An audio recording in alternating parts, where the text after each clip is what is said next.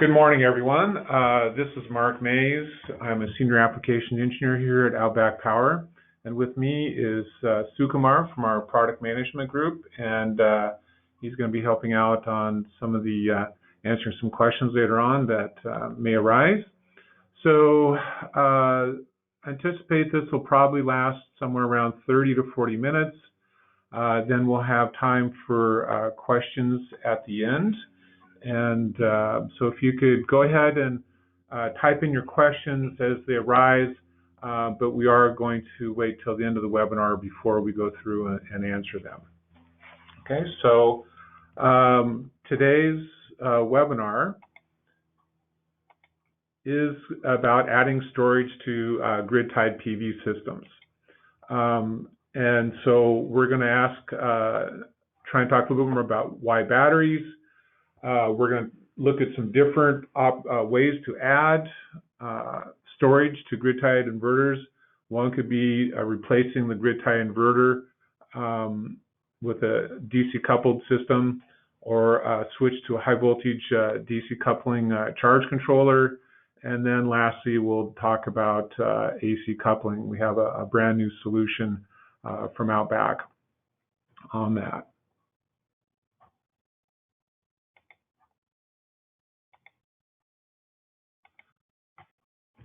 Okay, so one of the things that,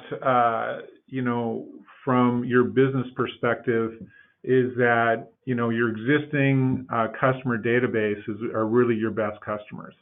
And so there's a lot of grid-tied inverters out there. Probably 90% of the installations throughout North America are the grid-tied inverters. Many of you have probably talked to your customers already about possibly adding storage, and it's the easiest and cheapest way to acquire customers for this kind of a solution, adding storage.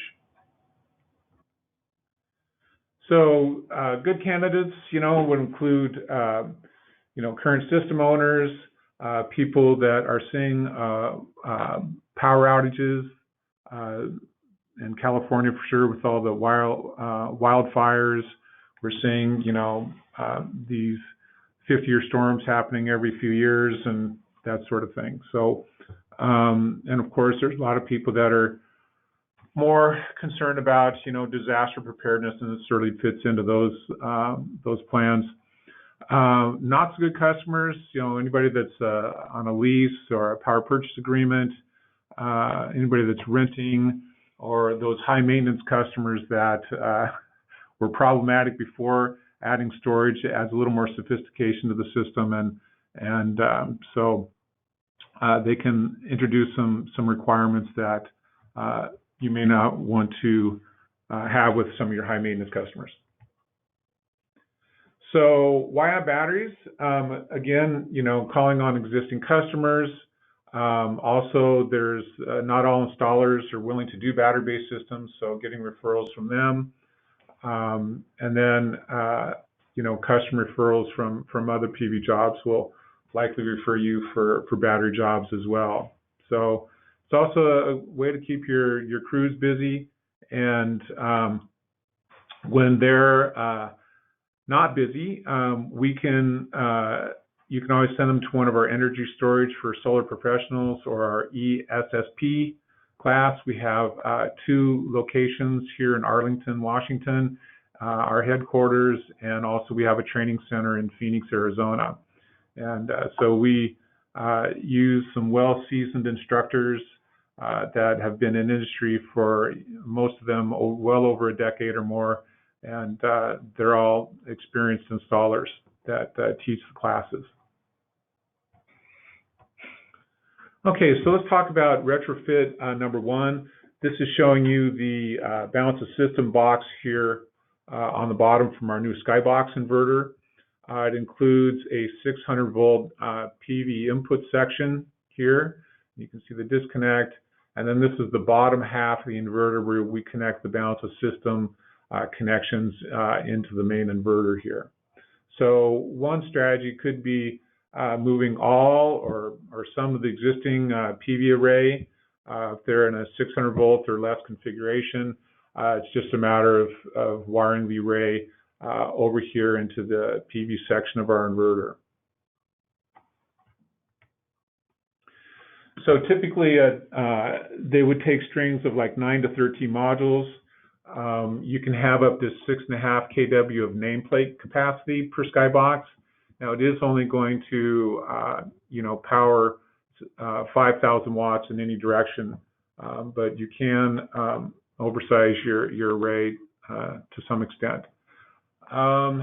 So a very large array, you could, divide between the existing grid tie inverter, keep some of that already connected, and then drop in a Skybox for, some amount of backed up loads that they may want to have. Now, rapid shutdown requirements still apply, so dropping in an AC coupled solution like we see later will keep all that in place. So we do have string level shutdown available from us, and we can also do module level shutdown with TIGO or IMO, and we are compatible with those solutions if they're already in place. Now, another alternative would be to use our FM100. You may have to rewire some of your strings down to 300 volts or less. Typically strings with 3 to 6 modules, typically around 5 or 6 modules in series per installation or per array, and up to 6,000 watts of nameplate capacity. So again, maybe you just reconfigure some of the array with the FM100, leave the rest in place. Arc fault and rapid shutdown requirements still apply. We are going to have arc fault is going to be built into the FM100 models that are coming out later this year. And again, all the issues regarding rapid shutdown that still apply. String level shutdown is available, as well as module level shutdown with TIGO, IMO, or others. So some of the advantages and disadvantages of doing the drop-in replacement is the best battery management. It's the most efficient charging.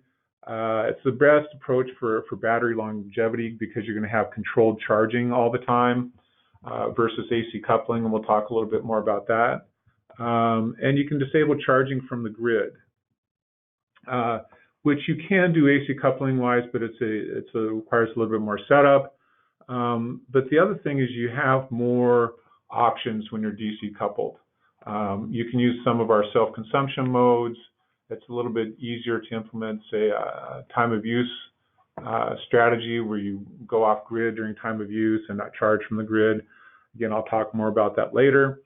And it's a single vendor solution, so it's all coming from one vendor. You're not just sort of putting different pieces together from different vendors.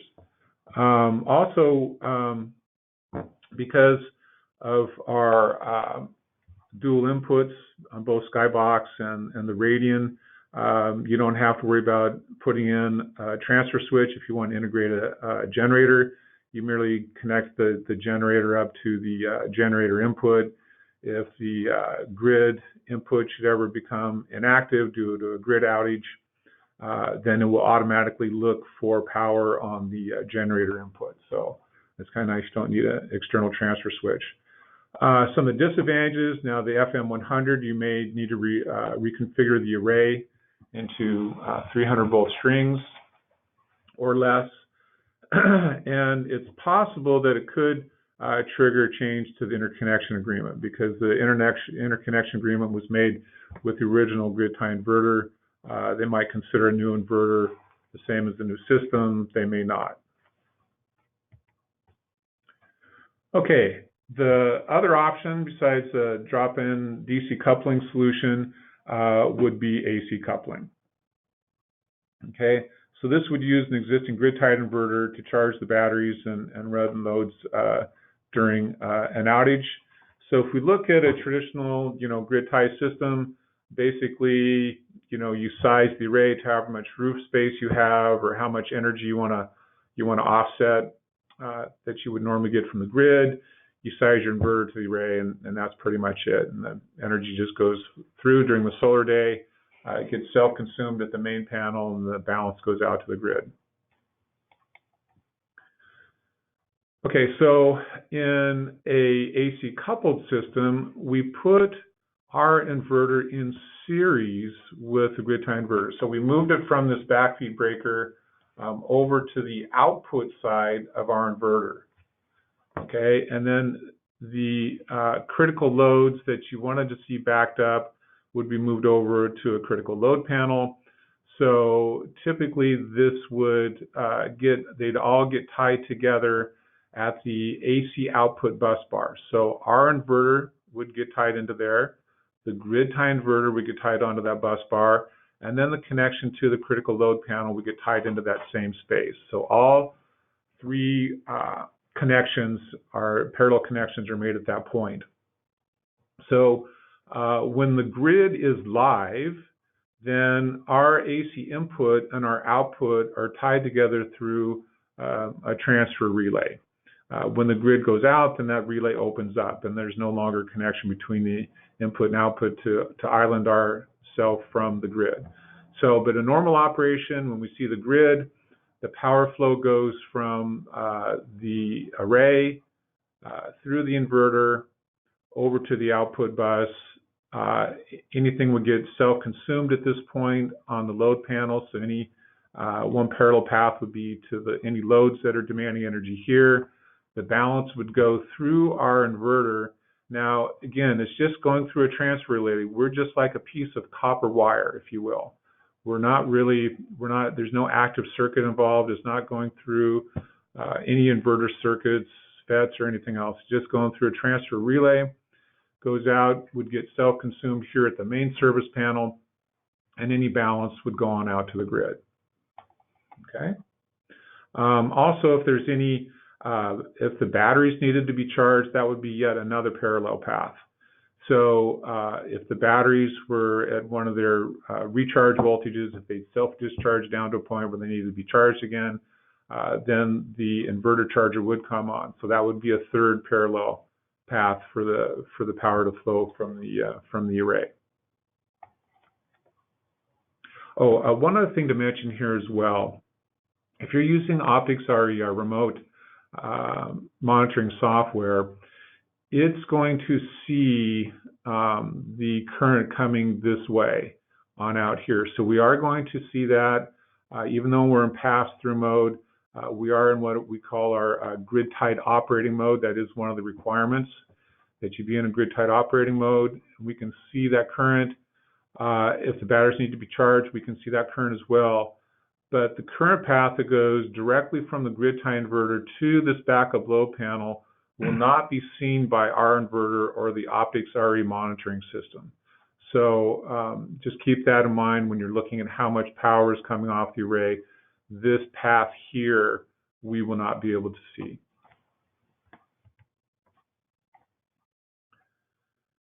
So when the did I go too far? Okay. So without active PV, what's going to happen, like in the nighttime, the power flow is going to be from the grid over to the backed up load panel. So this is going to be how it normally was when these loads were over here on the main panel. So the power flow is going to go like this. And the battery can be charged from the grid at this time if you choose to. Okay, so with a grid loss, our internal transfer relay between the AC input and the output becomes open circuit. We go into our invert mode where we're taking power from the battery. We become effectively the new grid source for the grid tie inverter to keep it online, and the power will flow into the backup load panel. Now, if there's not enough energy coming from the grid to support that load, then power will also flow from the batteries through our inverter and the output bus bar into the power load panel, or the backup load panel. So that is the two paths that the power can take. Now, if the load demand from the critical load panel falls below what's being put out by the grid tie inverter, then that balance of energy will come back in an unregulated flow back onto the batteries. Okay, so that is how you would see the battery charging in a grid loss situation.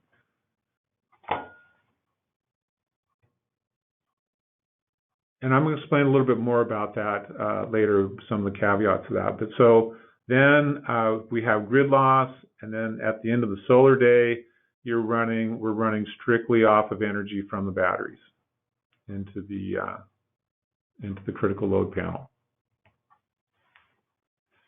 So now what happens is when we are effectively becoming the grid source to the grid tie inverter, we are increasing the frequency should the battery voltage. Let me just back up and show this screen here.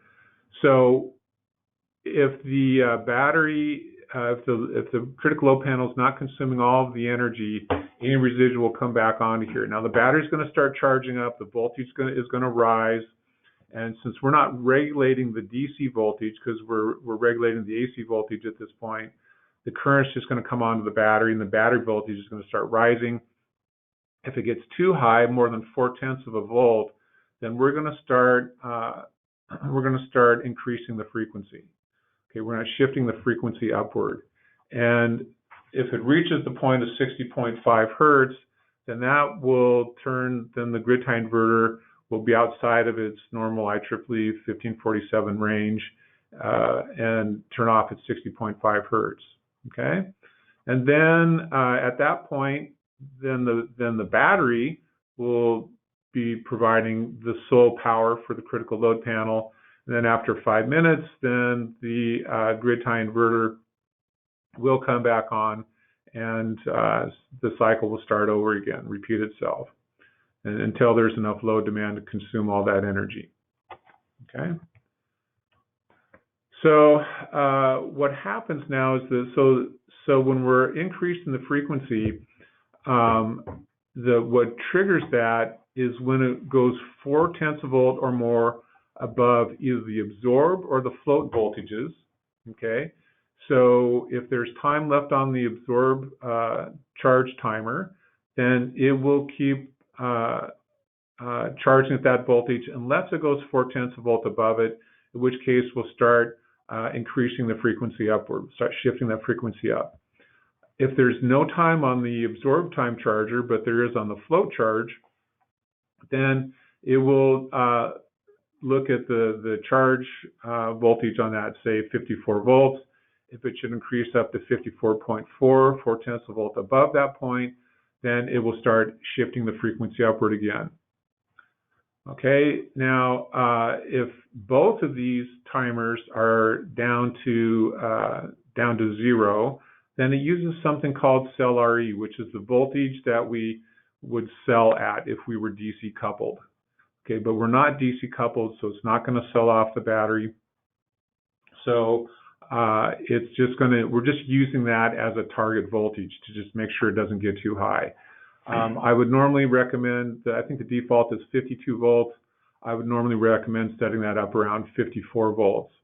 And I'll explain a little bit more about that later. Now, the other thing that is unique about our situation is we also look and see if the AC charge current is exceeding the AC charge current limit setting. So we set the battery charging current on the AC side with the Radian. So, for example, approximately 6 amps of charge current on the AC side is about 30 amps DC on the DC side. Same power, but different current levels because they're operating at different voltages. So what we do is we look at 3 different voltage targets. We look at the AC input current limit, if any of those are exceeded, we're going to shift the voltage, the frequency up. And this provides safety on all the batteries. Like a lot of people do AC coupling and they look for that over voltage, look for the battery voltage to rise too high, and then they'll employ a blackout relay or a diversion load. Could be they'll shift the frequency like we're doing with our system. But I don't believe anyone else is also looking at the charge current. And by doing that, we're providing a much safer way to charge or to protect the batteries. Because a lot of people used to ask me what I thought about AC coupling. I said, well, typically I wouldn't do it unless it's just battery, unless you're just having battery backup for a couple times a year because it's so hard on the batteries.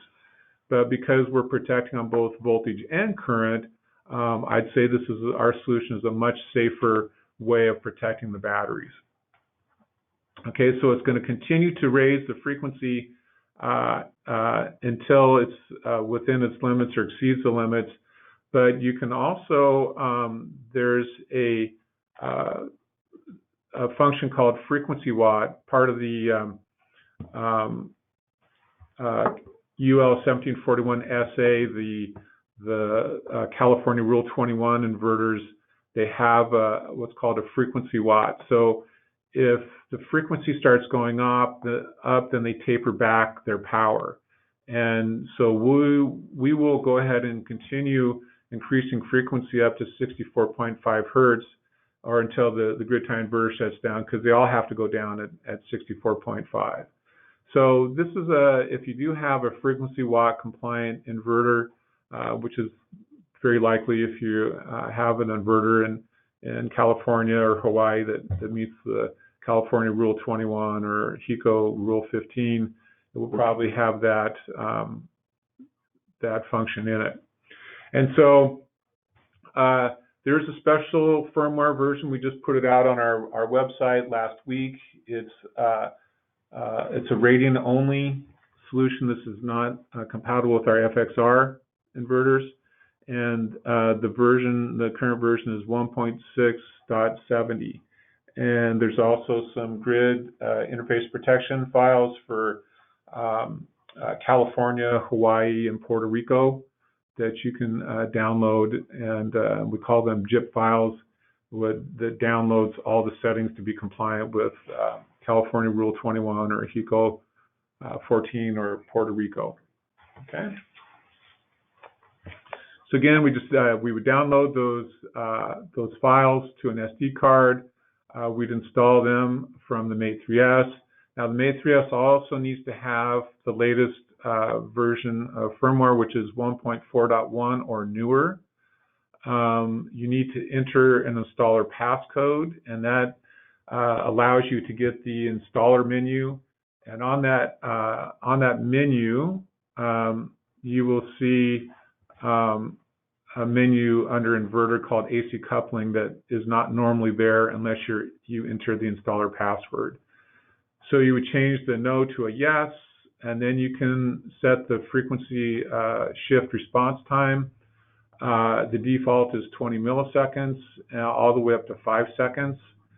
At 20 milliseconds, the shift is going to happen very fast.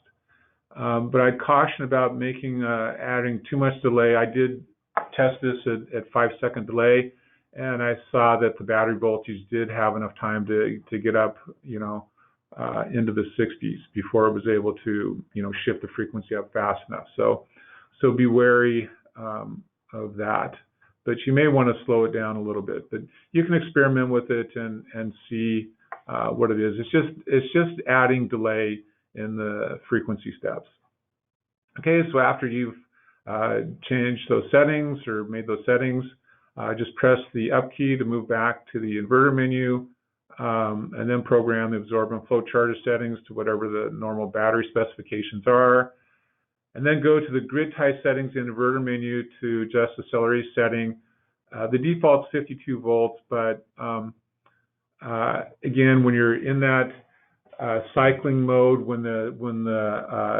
in the solar day, when the grid tie inverter is putting out more energy than what the critical load panel is drawing, we're probably going to get into a frequency shift period. the battery voltage is going to exceed that 0.4 of a volt, or the current limit's going to exceed, and we're going to shift the frequency up. The grid tie inverter will go offline, then 5 minutes later it'll come back online, and it could cycle back and forth like that if you don't have a diversion load connected. So by adjusting it from 52 volts to 54 volts, it just adds a little bit more time if it is in that mode. Okay. So this is a single line drawing. There's a few guidelines on our 8,000 watt inverter. We can AC couple up to 6 kW of a grid tie inverter. Okay, and again that would, and we have a, this is showing a 25 amp double pole single throw breaker. We do have a 30 amp version that you could put in here that you could use just like a disconnect. You're probably already going to have, you know, an overcurrent protection device out here on the output of the inverter, so you wouldn't have to have one before it ties into here. But it might be nice having a local disconnect, especially if the grid tie inverter is most likely outside. Ours is an indoor inverter, so it's going to be inside, so it might be nice to have a local disconnect. So our inverter is going to tie into the output bus bar along with the grid tie inverter, and then the connection over to the critical load panel. It's all going to be tied onto that bus bar. Okay.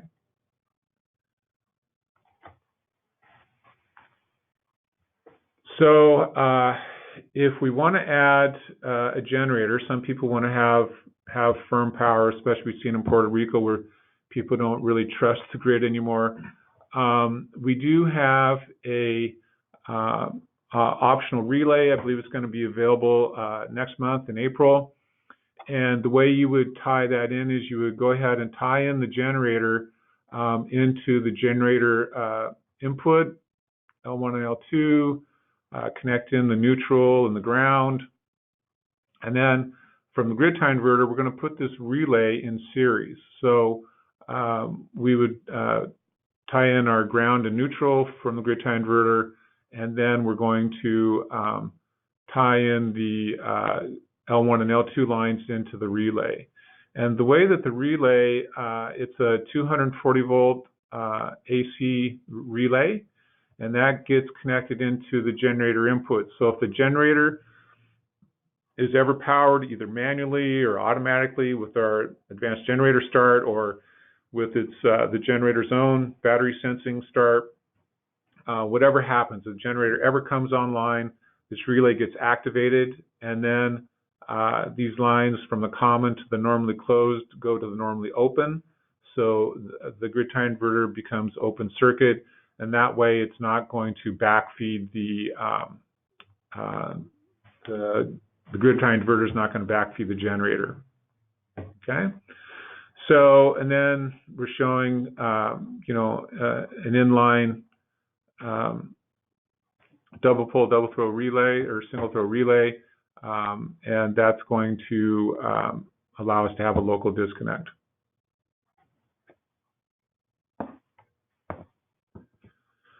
This is something we don't really recommend, but if for some reason the local codes or HJ is not going to allow you to put in this is a full UL listed component, and it would normally get installed on the outside of our inverter, and we do that is something OutBack is going to sell.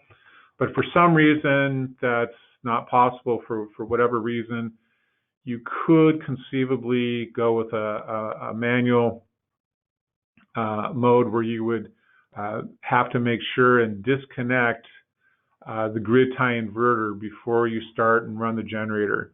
Not a situation that we would like to see happen, because it does require you know, some manual intervention by the user, but it is a possible way to do this. So just want to show another way that this system could be used, for example, like during a time of use application, like say in California or other places that are going to implement time of use. You could set up the grid use timer. You can have up to 3 of these per day during the week. Then one timer on the weekend, so you could set this up to say use the grid at say, whatever the start of the solar day is, say 8 o'clock in the morning, and then drop the grid at say 4 in the afternoon. I know in California they're adopting some new time use periods, like from 4 in the afternoon till 9 o'clock at night. And then at 9 o'clock at night, we have another thing called flex time. So you could change to a non-charging mode, so you're not going to charge from the grid. So at 9 o'clock, you change from grid-tied mode over to, say, grid zero mode, which will not charge from the grid, and then you would switch back to grid-tied mode at 8 o'clock in the morning. So that way, you're going to ensure that you're only charging you're only charging from solar, and you're going off grid during the time use period, and you're using up all your saved up energy. Just make sure that when you size the system, that you are sizing your battery bank large enough to handle that. Because even though that's only like 5 hours out of the day, it might very well represent 50% of their daily energy usage. So make sure that you monitor that. And when you size the batteries, you size for that. And you also may want to size for backup period. But if there is some sort of disaster, earthquake, fires, storms, hurricanes, whatever, that could last for days, this will kind of sink in after 24 hours. So even if you were doing your time of use and you got into an emergency situation, then it's going to revert to a 24-hour cycle where the solar is going to be charging the batteries and powering loads, and then you're going to live off those batteries the rest of the time.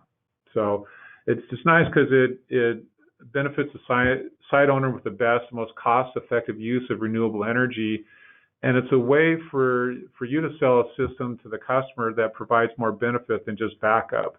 Because sometimes backup is kind of a tough sell. They just want to add a generator, and which is a viable option, but then they have to keep it maintained and like this, and it's not a very efficient way to power a system 24 hours a day, when a lot of times there's load levels, especially at nighttime.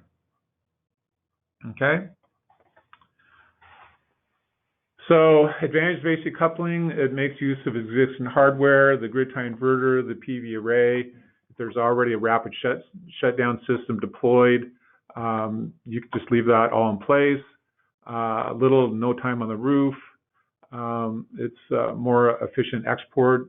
The grid-tie inverter is probably going to have a few percentage points more efficiency than our DC coupled solution.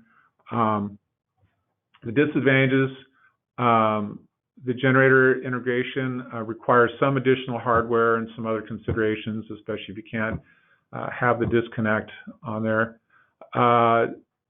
It's difficult to ensure a non-export when grid is active. And like I say, there is a way. It's not impossible. You do have to put the settings up for, set up the grid use timers, set up the flex time, and you can do that. Okay. And again, it's less efficient by a few percentage points than charging DC coupled. Okay, so just to summarize AC coupling, it has the best voltage and current protections to safeguard the batteries. So we're going to use absorb and float voltage targets and normal grid-connected charging. We're going to use cell RE as a voltage protection if the absorb and float timers are zeroed. The AC charger input limit is used to protect the batteries from overcharging. We have a frequency watt compatibility, so the GTI can feather back that energy in kind of a closed loop control. And we feel like we have, with that generator protection relay, we got the best generator protection and control. There's no need for external transfer switch. So with that, we are opening up to our question and answer period here.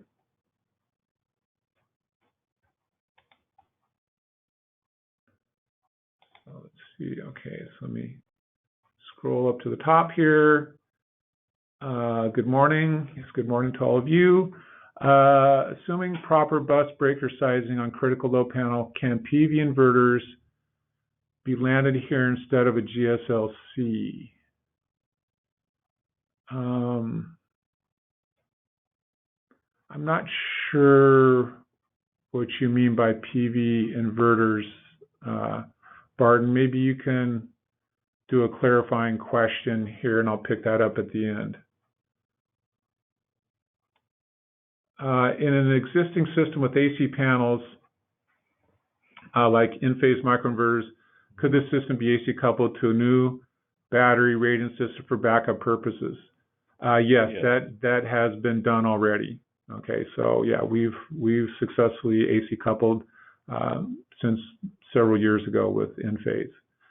Could the second input on the Radian be connected to the grid for charging purposes when solar input is low for a time, or is this just a bad idea? I wouldn't do that. It's an either-or situation. It's like a transfer switch.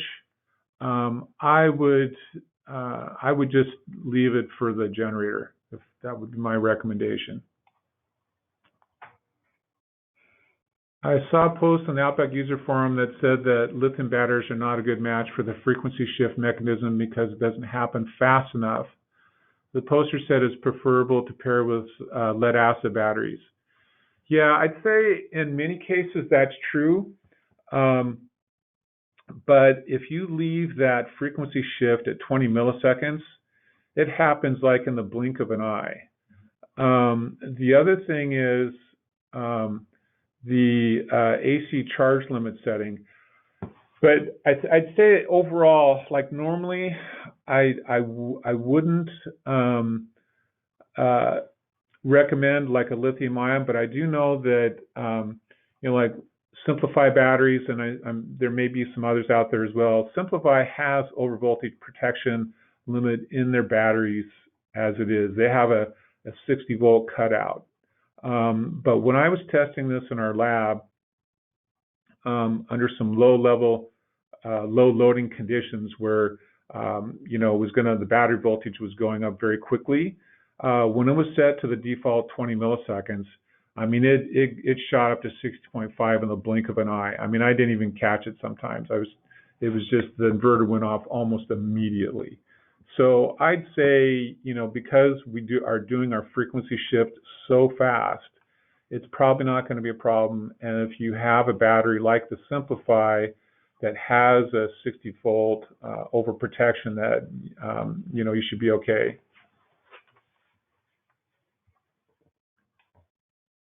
Why would you not go with the quickest frequency shift response time? Yeah, that's a good question. I'd say in most cases you should probably stick with that. Yes. The only thing I'd say is by adding a little bit of delay, if you are getting like some variable light loading condition for whatever reason, you could experiment with it. But I'd say in most cases you're better off just going with the default. Are all Radian modes available when AC coupling as they would be if a standalone DC coupled system? So the only mode that's available for sellback is the grid-tied mode of operation. Now that said, when you are using a generator, you can set up the generator input in the generator mode, and that will allow connection. So we did make that exception. So technically speaking, you could put the grid input into generator mode, but we don't recommend that and we don't condone that. That's not really the way it was intended to be used. So grid tied mode on the grid input, generator mode on the gen input, and that's how we recommend using it. The other ones, none of the other input modes will connect. We've disabled connection. You'll see the AC input light will sit there and just blink if you choose a different mode. Okay, next question. We would like to connect our grid-tied fuel cell generator that doesn't like being cycled on and off the grid. Does a Skybox have the ability to control loads based on the battery side of charge to prevent overcharging?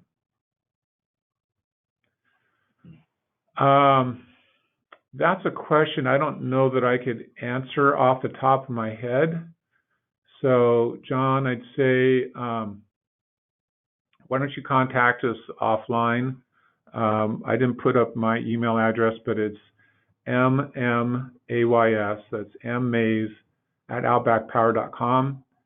And let's take the answer to that offline, because it's a solution that's not coming to mind. Okay, can the GTI be landed on backup load panel instead of GSLC? Yeah, I mean, it's all a common connection point. I just say if you wanted to add, like a disconnect over current protection device, like our 30 amp breaker, we started carrying it just kind of for that purpose. It's a panel mount breaker. It's very easy to mount into our load center. But if you decide not to use that, then yeah, you could go ahead and do that, but follow code requirements about double lugging that panel there. Another question. Also, I was not clear in your comment about California Rule 21. Are there problems with AC coupling with California Rule 21 GT inverters? No, there should not be at all. I was just referring to, we have these grid interface protection files that can be downloaded, so you would be in compliance. Now that's if we are going to, if you were DC coupled in a DC coupled system. In an AC coupled system, it's just going to be like you say, when we're grid connected, we're just like a piece of copper wire. So all the Rule 21 requirements, if there are any, when you installed your grid tied inverter, those would all apply. So the only need to load a grid interface protection file would be if you're DC coupled. So apologize for any confusion on that. How many Radians can be used on a single home? Right now, we're just recommending one. We are doing some testing on multiple Radians, like in some 2 and 3 stacks, but we don't have the results back from that. So we're kind of reluctant at this point to say we think that's going to be possible. We're not sure at this time. We're still doing some beta testing in that area. I am on time of use in California. Peak rates run from 4 p.m. to 9 p.m. I'm currently set to grid 0 for that time period. This still uses 200 to 300 watts at all times. Will setting a grid timer to not use the grid during this time allow grid 0 to not use any grid power at all? Yes, it would. You would be totally disconnected, but you would no longer be in grid 0 mode. You would be in our battery backup mode, right? You'd be in the full invert mode. So there's no limits being placed on the battery discharge. But yeah, so you could, if you wanted to go off grid during that period, you could go to completely 0. Okay, and then why not mini grid mode? Mini grid mode is basically an off-grid mode using the grid like a generator. Okay, so effectively, it doesn't really make sense, and it's also, you're not going to be able to sell back. We're not allowed. There's no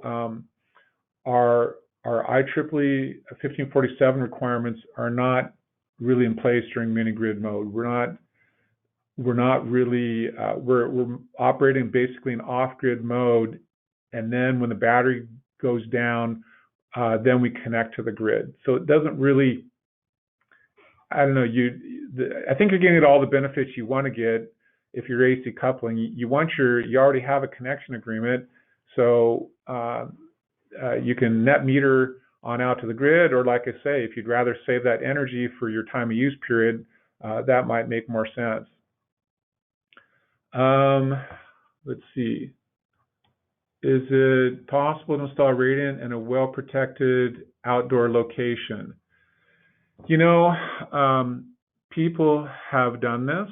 I just say that, if there's visible corrosion, which I've seen, or dust, that could possibly, void the warranty. But I have seen people use inverters like in a power shed or something like this without any problem. So just make sure there's some ventilation, good ventilation with screens and things like that to filter out the dust. But yeah, in a power shed, I've seen a lot of people do that without any detriment. I assume a Radian would be much better than a Skybox for starting. Hold on a second. I lost my question. I assume a Radian would be much better than a Skybox for starting a 1 horsepower submersible well pump. Yes. Will a Skybox run that pump? Okay, so the way that to look at the sizing, like when you're sizing for a Skybox, you would normally, well, let me start with Radian. So with Radian, you would take all your connected loads and then total up all those connected loads, and that would equate to the inverter size. So if you had 8 kW Radian, then you would want to have 8 kW or less of connected load, and then you would look at your surge loads separately, and you'd look at that surge current or surge power, and you'd say, okay, I've got another, I've got some surge loads that go up to, say, 14 kVA that add up when they're being started. Okay, with the Radian, that spec is 16 kVA. Okay, so if I had 14 kVA of surge, and I wanted to use a Skybox, I would say you would need 3 Skyboxes to handle that, right? So rather than going by connected load, if a load has surge to it, don't use the connected load value, use the surge load value. So you're going to add up all your connected load values with your surge load values together, and then that should equal. So again, if your surge loads add up to 14 kVA, I'd say you'd need 3 Skyboxes. Skybox does not have any additional surge capability beyond the 5 kW rating. Okay, so what happens if there's a 7 kW AC from a grid-tie inverter connected to Radian output loads? So here is what happens. So the reason we ask for that ratio is every grid-tie inverter does a source impedance test, and to make sure they're hooked up to the grid. Now, there's a couple different ways that I've seen this done. One is some will put like a little notch on the peak of the waveform, on the positive and negative peak of the waveform. And if that notch gets pushed down, then it's going to presume it's hooked up to a stiff source like the grid. If it doesn't get pushed down, it's going to say, oh, maybe I'm hooked up to a generator, or I'm not hooked up to a stiff enough source, I'm going to go offline. Okay, so I remember working in the lab with, I think it was a Fronius. It was a 6 kVA inverter, and it would work fine up till about 2 kilowatts or so. And at that point, that little notch, it wouldn't push down. It was just too stiff. So there's others, like I think the in-phase uses a frequency shift. So if they can shift the frequency against the source, then they're not hooked up to a stiff enough source. And I actually saw this once. There was a 5 kW in-phase system hooked up to an 8 kW Radian. The customer turned off one of the 4 kW power modules to do some troubleshooting and forgot to turn it back on. And then, so we were 4K against the 5K. As soon as we get up around 4 to 5K, it would just, our inverter would just air out and shut off. Okay, because we'd get like a backfeed error or something like that. So that's the reason why. So we have to have that ratio where we are a bigger source than what the grid-tie inverter is putting out. Let's see. So if somebody wants to talk more about mini grid, feel free to contact me, mmays@outbackpower.com. Are there any plans to add AC coupling functionality to the Skybox via firmware update? If yes, approximately when do you think that may be available? I'm going to defer that question to Sukumar. No, we'll have to get back to you, Adam. So please send us an email again, mays@outbackpower.com or vsukumar, vsukumar @outbackpower.com.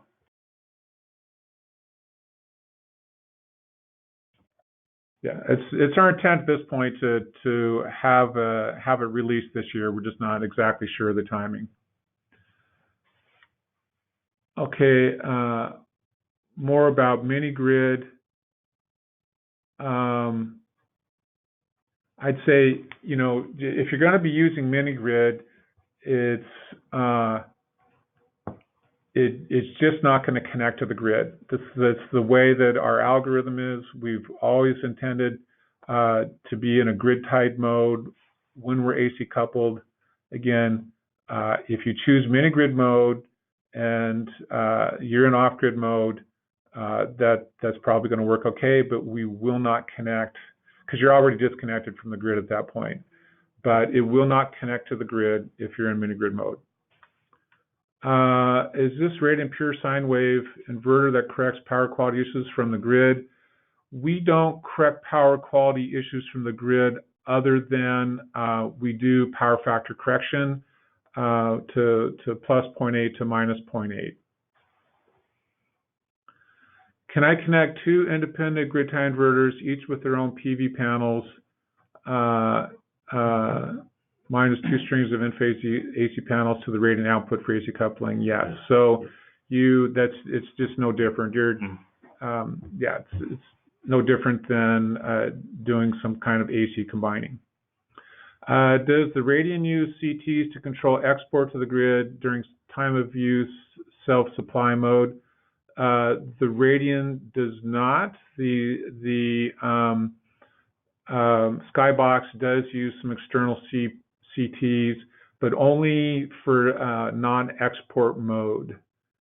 So again, I'm not sure how that's going to work with the AC coupling mode. I'm not totally up to speed on that. So AC coupling and Skybox, you're going to have to hold off on that. Okay, let me see. So you're saying 7 kW from grid tie inverter can be connected to output load 8048. We do not recommend it. At some point you could overwhelm our inverter to where it gets what we call a backfeed error. Also, our charger is only rated to 5 kW. So if it's bringing energy back onto the battery bank, that battery charger is only rated to 100 amps DC, which is about 5,000 watts. So could you do it? And when you're less than, you can experiment with it, but we don't recommend it. It's our experience. It's not a good thing to do, but you could certainly try it, but we don't recommend it. I don't want to grid tie under any circumstance. Thanks. Okay. Mm-hmm. The mini grid is probably the best way to go. Yeah. Okay, so I think that's it. Thank you all for attending. Really great questions. And if you have further questions, feel free to contact us. Okay. Thank you.